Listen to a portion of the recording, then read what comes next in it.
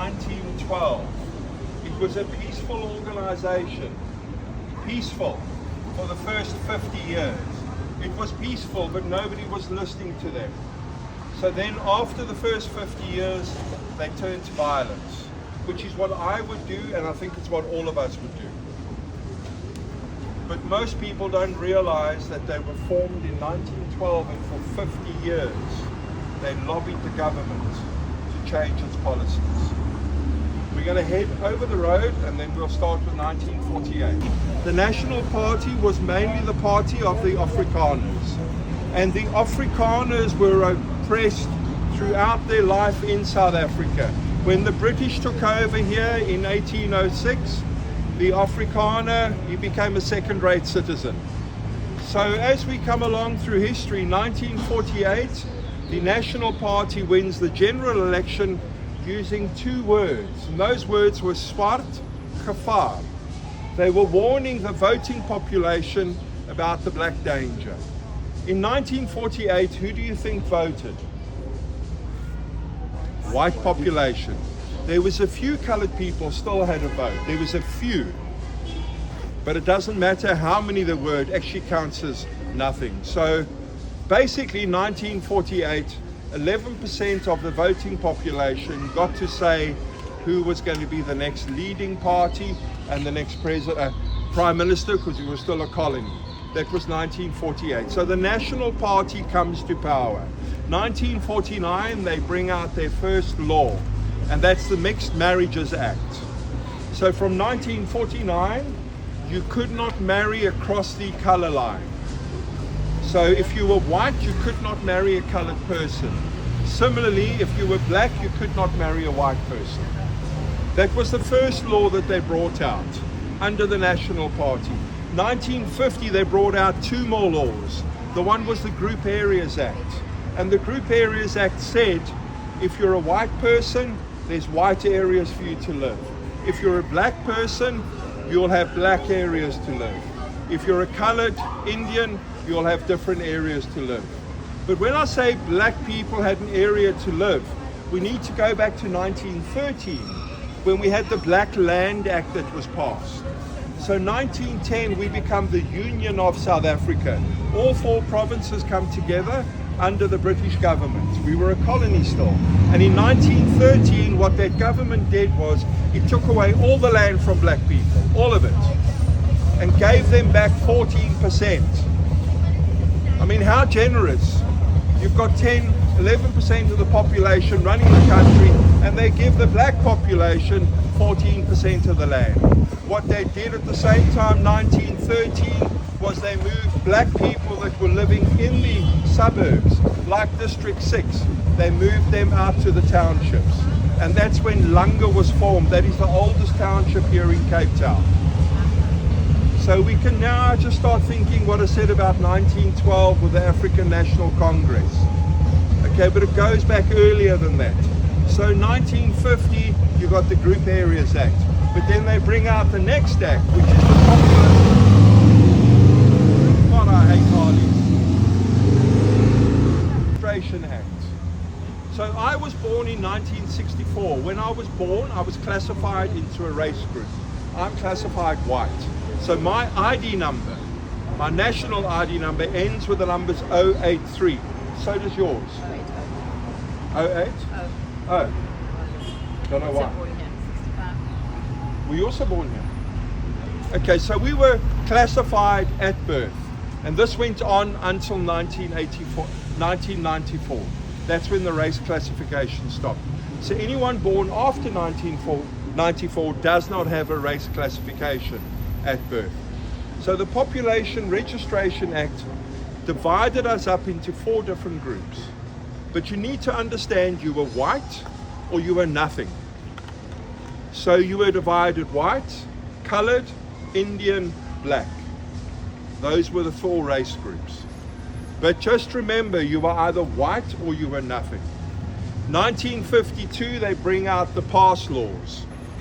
And the pass laws became known with the African people, the black people of the country, not the Indians, not the coloreds, just the blacks, as the Dom pass system.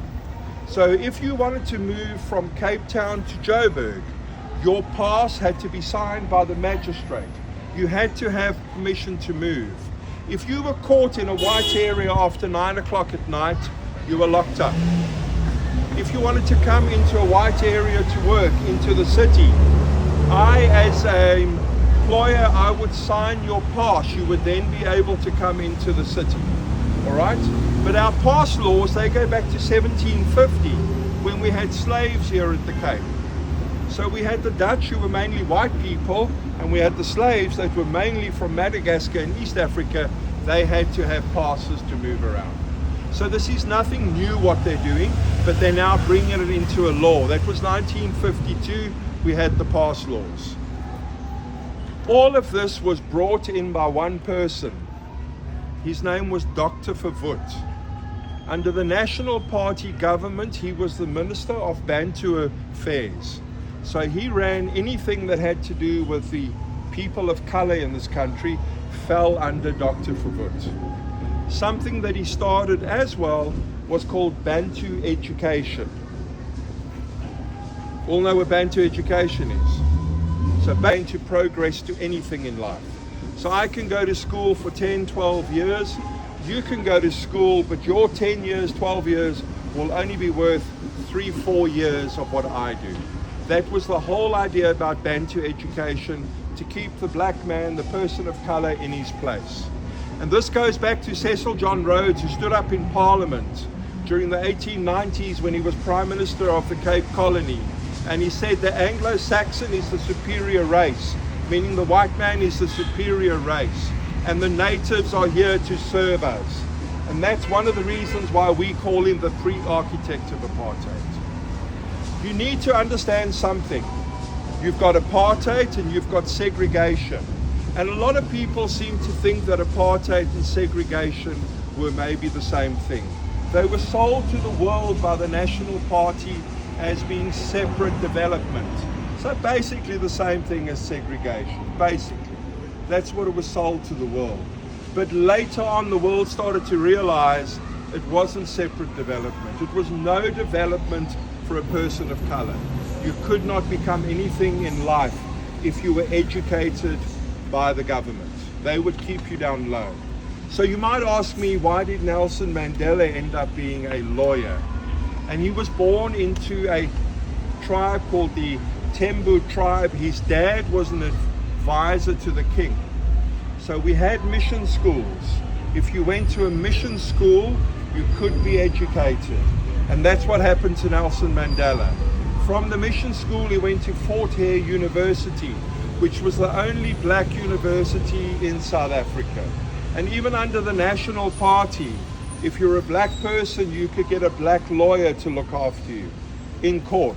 But as a black person, you couldn't get a white lawyer to take your case. And as a black lawyer, when you wanted to ask a white person who was a witness any questions, you couldn't speak to that white person as a lawyer. You had to speak to the magistrate, and he would then ask that witness the question. So even when we had apartheid after 1948, if you were a lucky person, you might get someone willing to sponsor you to go to maybe a Catholic school or to an Anglican school, so like a mission school, private school. You would be educated, you would get the same education as a white person, but it would not be government educated. You could not go to university afterwards unless you went to Fort Hare.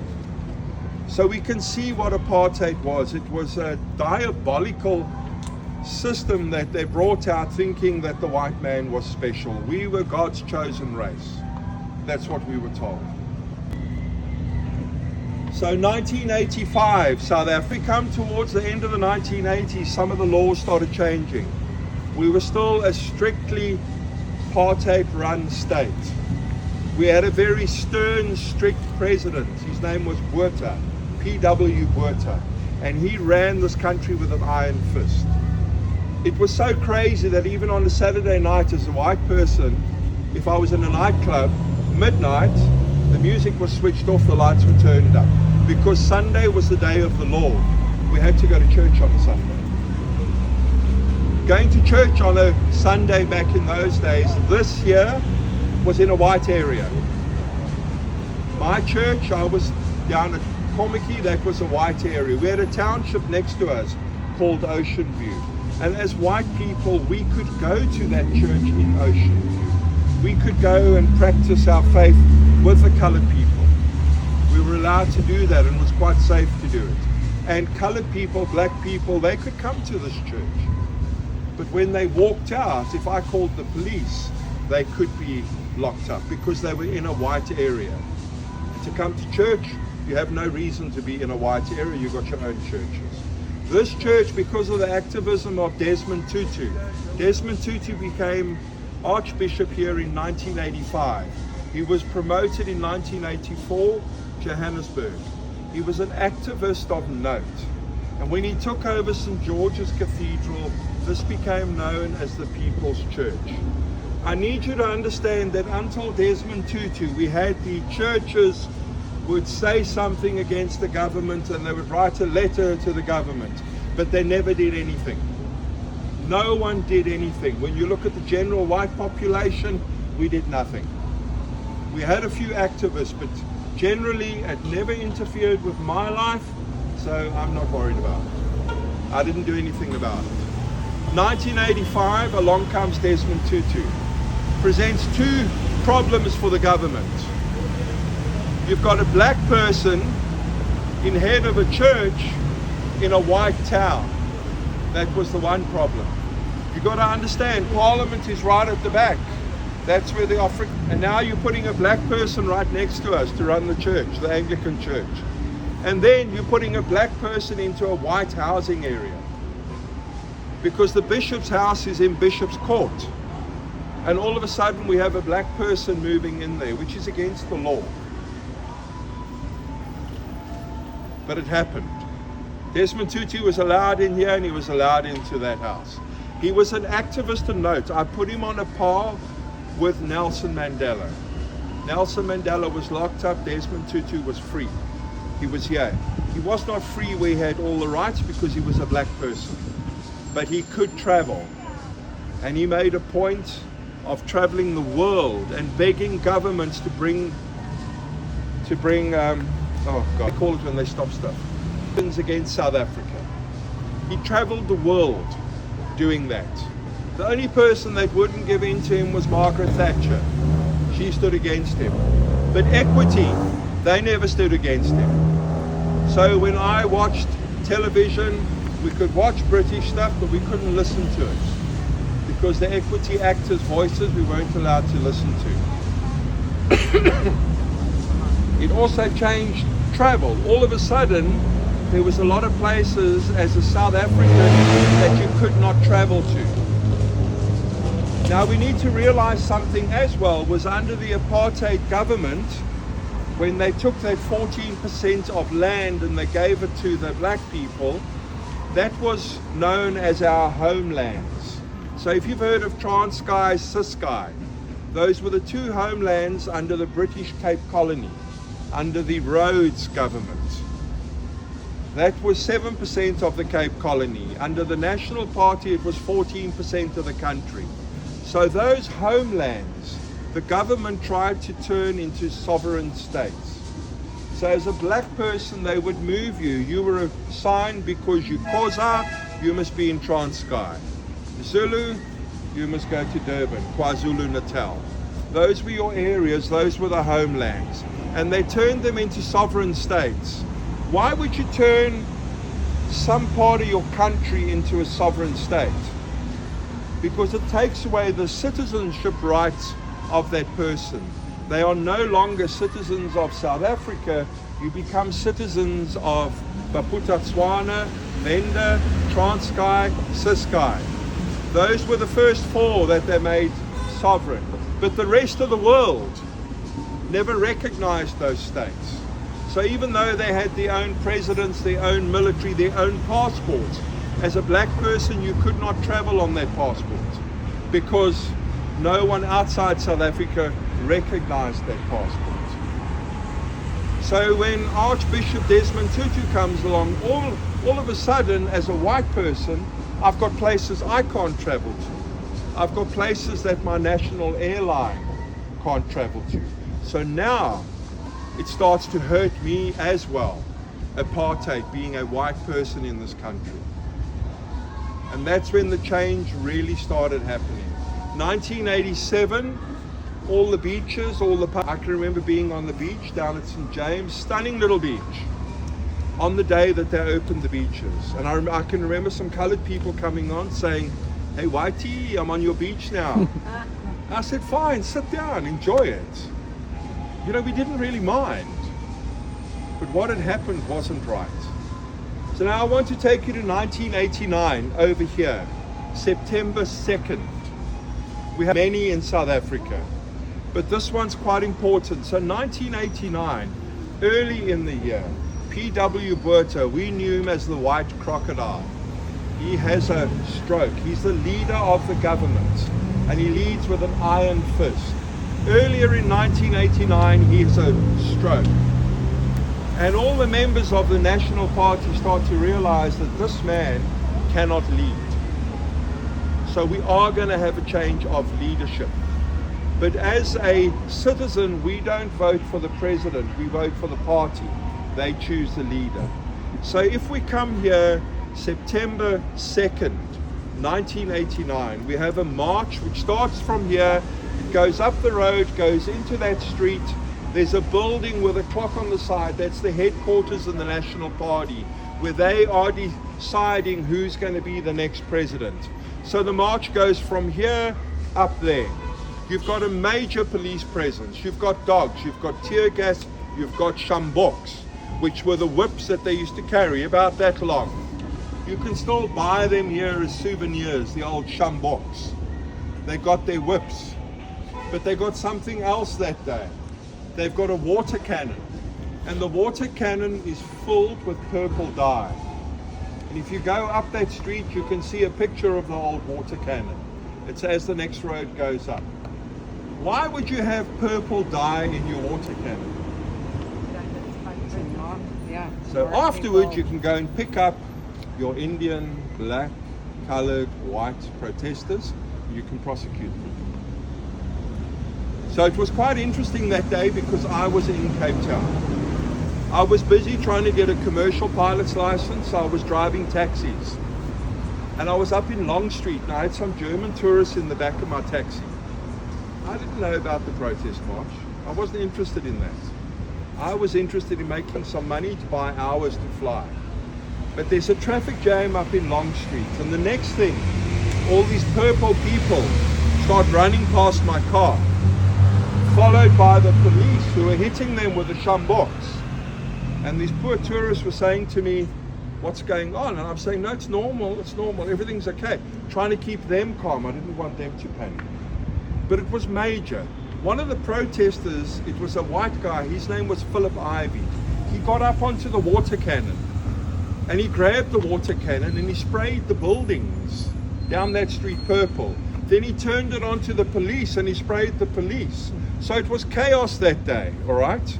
The next day in Cape Town, on the buildings was actually written, "The purple shall govern," which is a play on our Freedom Charter from 1955. The people shall govern. But what I want you to take note of, that is on the 2nd of September. On the 13th of September, we have another peaceful march, led from here down to City Hall. These are multiracial marches. For this march, how many police do you think were here to control that crowd of 30,000 people? How many? None. There wasn't one policeman here. The government turned overnight. That was on the 13th of September. The 14th, we had a new state president, and his name was F.W. de Klerk. He was not a perfect leader. He also had his faults. But the government swung overnight where they knew that they had to change. So that was on the 14th of September 1989. When it came to 1990, a few months later, February, that's when Nelson Mandela was released from jail. So we're going to end our speech, our tour, where he made that very famous speech. He was released from jail, but keep in mind, he was not a free man. He was still a person that had no rights. As a black person, a person of color, he had no rights. But at least he was freed from prison. That was then 1990, February. 1992, de Klerk speaks to the nation. So when I say speaks to the nation, who's he talking to? To the white people. And he says, we're going to have a referendum. You need to vote whether you want to go over to one man, one vote. Those were the words he used, one man, one vote. Why would he say one man, one vote? Because in the years going through apartheid, the National Party government was trying to come with different ideas of where they could hold on to power as white people. And one of the theories they had was we could have an election where every white person's vote was worth maybe 10 points. The black person was worth 1 point. So when he said one man, one vote, to us as white South Africans, that's what he meant. Everyone's going to be equal. So we went to the polls in 1992. There was the referendum. And the white population of South Africa voted 68% in favor of going over to equal rights for everyone. So after that, de Klerk stood on the steps of Townhouse, which was the office of the state president. I'll point it out to you on our walk. And he said, and he had Nelson Mandela next to him, this is the end of apartheid. So apartheid here started in 1948 and it ended in 1992. But even though it ended in 1992, black people still could not vote. The next 2 years they were spent training people how to vote. Can you imagine being a black gogo, grandmother of 80 years old, and you've never had the right to vote in your life? And now we're saying you can go to polls, you can vote. You don't know what to do. So the government spent 2 years going around training every person, issuing ID cards, books to every person so that they could vote. 1994 we had our elections, the first democratic elections in South Africa, first in all of its history. And the ANC won that election, the African National Congress, and the leader was Nelson Mandela. Nelson Mandela was our first black president. And when you come to visit South Africa, I know people are going to look at you and say, oh, you're going there and there's no power and there's corruption and this and there's that. I want you to keep one thing in mind. We are the youngest country in the world. We've got the youngest and the most progressive constitution. We are still learning. This country is still learning. And you give this country 50 more years, we're going to be up the top again. I've got dual citizenship. I don't need to be here. I don't need to be here standing talking to you today. But I love this country and I love the people, and that's why I'm here. I choose to live here because this is my home. I'm going to talk, all right? Any questions, folks? No? Okay, then we're going to move from here to the race classification. They loved it so much. I thought they were after my boyish good looks, you know. All right, so you can see on this bench over here, it says whites only. There's a bench over there that says non-whites only. Folks, we had that everywhere, all over South Africa. You go to a public toilet, non-whites, whites. But it goes back to what I was saying. You were either white or you were nothing. They gave no recognition to your race. You were either white or you were non-white. Where this comes in, the race classification board, you must keep in mind that as a black person, you had to carry a pass. But as a colored person, you never had to carry a pass. So if I was born colored and somehow I ended up being classified black, I could have myself reclassified to colored. And there's a very famous story about Nelson Mandela. He has a client who's in court, and he's in court because he's a colored person, but he's been classified to black, so he's got to have a passbook. So Nelson Mandela handles the case. He has all the documentation ready when they go to court to prove that this guy's actually colored, he doesn't need to carry a pass. And the magistrate wasn't interested in the documentation. He said to Nelson Mandela, tell your client to take his jacket off. So he took the jacket off. He said, tell him to turn around. And the white magistrate looks at the client and said to him from behind, you've got rounded shoulders, so you must be colored. And he was reclassified to colored. This is how ludicrous they were. They would look at you and they could falls out. Hallelujah, brother, you white. Your life has changed. That is how stupid it was for this tall. I went to my mother. My mother's British. She's lived here since the age of 9 years old. She's a South African citizen. She has no intention of going back to the UK. But I said to my mom, I said, Mommy, during the years of apartheid, the 1970s, they were really bad. I said to Mom, why didn't you do anything? Why didn't you change it? She turned to me, she said, Tim, when I met colored women, I used to tell them, you don't have to call me madam, you can call me Wendy. That's what she did. That was her bit of changing the apartheid system. But the sad thing is that's what most of us did. We did absolutely nothing until it started interfering with our lives. Does anyone have to leave? John Rhodes, he was a champion. He did so much for South Africa. He put the railways in. They put lights into Kimberley. We were the first town to have lights, was Kimberley. He was a great man. Until 2015, this year, when we had students at the University of Cape Town started scratching into his past. And we had a movement started called Rhodes Must Fall. So when you go to the University of Cape Town now, you will see no trace of Cecil John Rhodes. It has all been wiped out. We still have the Rhodes Foundation, which sends 83 students every year over to Oxford on a bursary. Those students over at Oxford tried to pull down the statue there of Cecil John Rhodes and they were stopped. Okay, so when you go to University of Cape Town, now remember he gifted all of that land for the university to be built on, and that's why when you're at the university and you look on the right side, you'll see some pillars up on the mountain that used to be a monument to Cecil John Rhodes. But all trace there has been cleared as well. The monument still stands.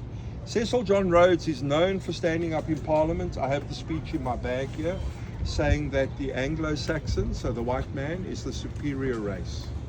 And the natives are here to serve the white man, to serve the Anglo-Saxon. That is why we know him as the pre-architect of apartheid. This statue, they also tried to take it down. So if you look at the leg, at the back of the leg, you can see where somebody took an angle grinder. I call it ankle grinder and tried to chop him down. Okay, but he's still here. He's still here. And I want to ask you, do you think we should leave him or should we pull him down? Nelson Mandela get the name Nelson? Wasn't it at school, at the missions? From school? From the mission school? Yeah. So Nelson Mandela's name is Hloli Hlachla. Sorry, I don't speak the language too well, Khoza. And when he went to the school, the teacher said, from today you will be called Nelson. And that's where the name Nelson comes from, Nelson Mandela. So, 1994 elections, democratically elected president, and by all rights he should move into Krutoski. But he was such a gentleman, he said to the outgoing president, who then became deputy president, it was a unity government for the first 5 years, he said to him, you know what, de Klerk, you stay there with your wife, you don't move, I will move here. And so since 1994, this has been the residence of the state president. When government is in Cape Town, do you all know that we've got 3 capital cities? You all know that, so I don't have to go into it? No, okay. So when we became the Union of South Africa, the English and the Afrikaners, they were both very strong-minded. They couldn't make up their mind where to make the capital city. So they hit a compromise. 6 months of the year we have government in Cape Town. This is the legislative government. 6 months of the year we go to Pretoria. That's the admin government. And that's up at the union buildings. But then we've got the Constitutional Court and we've got the Supreme Court, and they're in a town called Bloemfontein. So we have 3 capital cities. We are one of the only countries in the world to have 3. So South Africans are quite unique. 3 capital cities. It's crazy. In Cape Town. What has made it so famous was with the Group Areas Act. District 6 was classified as a whites-only area. It was a multiracial area, but there were no black people living in District 6. There were coloureds, there was Indians, and there was whites living together. Remember, with the Black Land Act of 1913, black people were moved to the township. They weren't allowed to live in these suburbs. If you look up the road, you're going to see some palm trees with a building with a reddish roof. That's the District 6 Museum. If there's one museum that you visit here in Cape Town, go to the District 6 Museum. It is understated. You walk in there, the main thing is some old street signs from District 6, and then you've got black and white photographs, which when you look at are just photographs. Then you start reading underneath at how families were broken apart because they were different color. You had white people living with colored people, living with with Indian people. And all of a sudden, with the Group Areas Act, in 1966, they started mass removals of people from here. They cleared out 60,000 people up until 1982. And you might also ask yourself, why didn't people rise up at the time and do something about it? First off, you had a very strong government that wouldn't take anything from anyone. You could not rise up. But also, lots of people sat in their home, people of color, would sit there thinking, maybe they're not going to move us. It was done slowly over time. It was done over the whole of South Africa. But why we remember District 6 is because there is still open land in District 6. There's still open land up there. So what happened after 1994? The government tried to give back land and houses to people that had been forcibly removed. But you had to prove that you lived there. So if you didn't own that property, if you had no title deeds, if you'd been a tenant in a house for 5 or 6 generations, how do you prove that you lived there? So some houses were given back. Most of the people that were up there never got their property back. The District 6 movement was started and it was decided to be no building there. So when you drive past District 6, I want you to look up. When you go out of Cape Town, you're going to see a big piece of open land, prime real estate. No one's going to build there because we must not forget what happened up there. Families were torn apart. You were given a letter saying this has been declared a whites-only area. You must move. If you owned the property, the government would make what they thought was a fair offer on that property. They would buy it off you. You got your second warning. You need to pack up and leave. This is a whites-only area. And the third warning was a knock on the door. And behind that person was a bulldozer. They gave you 1 hour to pack up your belongings. 1 hour to pack up your life and get out of that house, and then the property was flattened. People were moved from District 6, they were moved to the Cape Flats. So where you landed with your flight, that's where they moved people to. There was no railways, there was no buses, there was no shops.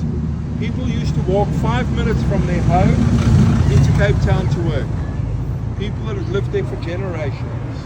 And all of a sudden, they can't get to work anymore.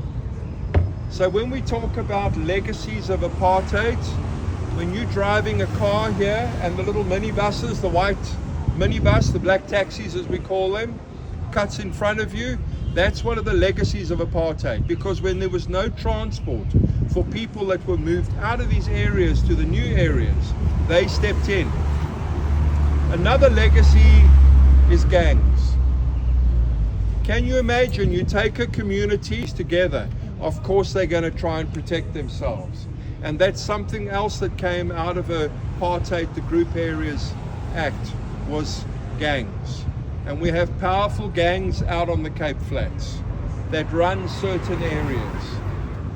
When you go out there, please don't go there, but if you go out there, you're going to see areas like Hanover Park, Delft. That's all those areas, those are all named after streets from District 6. When you go to the District 6 Museum, please read the plaque on the door, on the outside when you come out, where it tells you to hang your head in shame for what we did to people. There were people that lived up there. When they were given that letter, they went in the back of the property and they committed suicide. This is the actual effect of what the Group Areas Act did to people. I remember being 5 years old, we lived in Cork Bay. We weren't special, we weren't wealthy people. Our neighbors were coloreds. We lived together. What did I know 5 years old? But I can remember standing in the courtyard of a property, a small little backyard, scooping toffee out of a tray with my friends. And my eldest sister, I can still see it. And the next day they were gone. And afterwards, I think back, that's when they made Cork Bay whites only. Slavery ended here in 1834, that's when it was the end of slavery, but slaves were kept until 1838. You had to keep them for another 4 years. So 1838, all slaves were free. So that means that we're losing a lot of free labor, a lot of cheap labor. So what the government of the day started to do from 1841 until 1921 was they started to advertise orphans. So that picture over there is in memory of the orphans that were advertised and sent off to the workhouses. Each tile over there is an advert for a child. So now I would like you to go out and just have a look at what we did to people back in 1841. The way we advertised them and sent them off to be labor.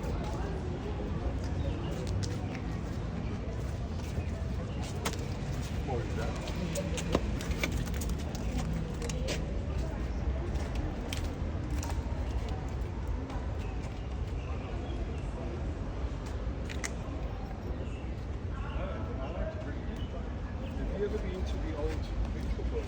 Nelson Mandela is set free from jail.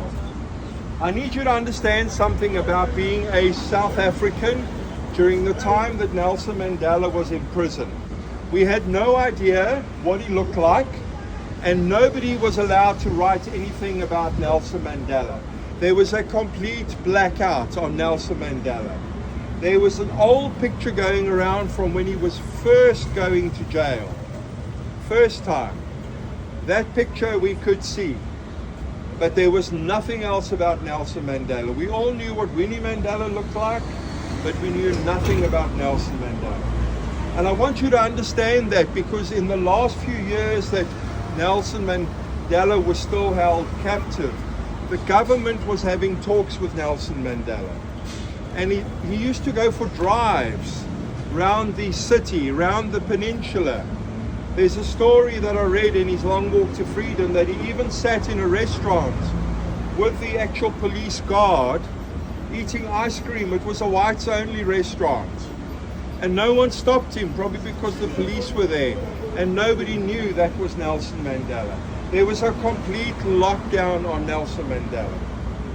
So the day that Nelson Mandela was freed, I was watching television. I wasn't driving taxis at that day. I was watching television, and I watched the Long Walk to Freedom. So if you go to Franschhoek, go to Drakenstein, go to the prison, he's got his statue outside the prison, and it's very symbolic. It's full of symbolism, right from the round stones down at the feet. If you make an appointment, you can go into the prison to go see where he lived, in the house that he lived in for his last 18 months. But the day he was released, I was watching television. I had no idea who Nelson Mandela was by looking at him. But I knew Winnie Mandela. And I saw her holding a black man's hand with her fists up. So I knew that was Nelson Mandela. Overseas, you guys had a different. He was in your press. You were having music concerts for him. Everything raising funds to free Mandela. We knew nothing about it here. If was a complete lockdown. Nelson Mandela was first locked up on Robben Island. He spent 16 years on Robben Island. You need to understand that being on Robben Island, you were not allowed to see any children under the age of 16. So can you imagine this man is growing up and he doesn't even get to see his own children. He had a visit once every 6 months that was 20 minutes long. And there's a very famous story came out after he was locked up about one of his warders, and the warder's name was Christu Brandt. And Christu looked after Nelson Mandela for the last 2-3 years on Robben Island. But the story goes, no children are allowed there, and there's a no contact visit. So when Winnie Mandela used to come over to visit, she needed to make an appointment in advance. She needed to get permission to travel because she was under house arrest. She was a banned person. She could not speak publicly. She was a banned person because she was also an activist about, just like Nelson Mandela. And one thing you got to say about Winnie Mandela is she stayed in South Africa and she fought the fight. She didn't go into exile. She stayed an activist, just like Nelson Mandela. So to go to the prison, she would have to make an appointment. So they knew when she was coming in. So when you go over to Robben Island, I want you to sit on that lovely catamaran and feel how the boat's quite stable even though it's rough. And then I want you to think about Winnie Mandela as a black person. When she went to visit Nelson Mandela, it was a small boat. And as a black person, she could either sit in the hold or she could sit on the roof, but she could not sit in the cabin. She was black. So what Winnie Mandela used to do was put a blanket around herself. And she never got to hear the story until after Christu stopped working for the prison service. So she goes over the one day, she gets on the roof, she's got the blanket, and on the day that she comes to visit, Christu would take Nelson Mandela down to the visitor cells. So he would walk down with him, and he says that Nelson, every time when he walked down, used to pick up a flower so that he could put it next to him. Even though he couldn't give it to Winnie Mandela, he would have that flower next to him. The visitor cell, you would have a little window, basically A4 size, with a metal screen that used to move up and down. So Nelson was put into that cell, and he was locked into the cell. Winnie Mandela was brought into the visitor center. She started taking off the blanket, and Christu saw that she had a baby with her, and it was against regulations. She had their first grandchild on her back. She wanted to show it to Nelson, but it's against regulations. And even if he had said to her, yes, you can, he would have lost his job. He probably would have been locked up for it. So she's begging. She offers him money, and he says, no, I can't take it. Eventually, in goes Winnie Mandela. She has a visit only for 20 minutes. They've got phones talking to each other. When they finish, Christu pushes down the little metal sheet and he says this is the end of the visit, and he goes around and he lets Winnie Mandela out of the cell. And as she's coming out of the cell, picking up the baby to go back, Christu says to her, ma'am, you need to go back in because Nelson Mandela wants to make his next appointment with you. And he said, can I hold the baby while you go in? I've never held a black baby before. So Christu holds the child, locks her in the cell. She can't see Nelson Mandela. He legs it round the back and he gives him the grandchild. He said to him, you've got 30 seconds. This story was kept secret from Winnie Mandela, from everyone else, until after Christu Brandt came out of the prison service. He wrote a really good book. It's called Doing Time with My Best Friend. Christu Brandt is the name. Or what you believe in, because that's what Nelson Mandela did. And when he came out of jail, he didn't come out of jail as a bitter man. He walked over here, when he stood up over here at 9 o'clock in the evening on the 9th of February 1990, he did not preach hate. He spoke in 5 different languages, telling all of us that if he could forgive, we can forgive. And what I know now about Nelson Mandela, he was a fantastic man. I've got a whole lot of his sayings here. I can keep you, but there's one. That's what the signs used to look like on the beaches, non-whites.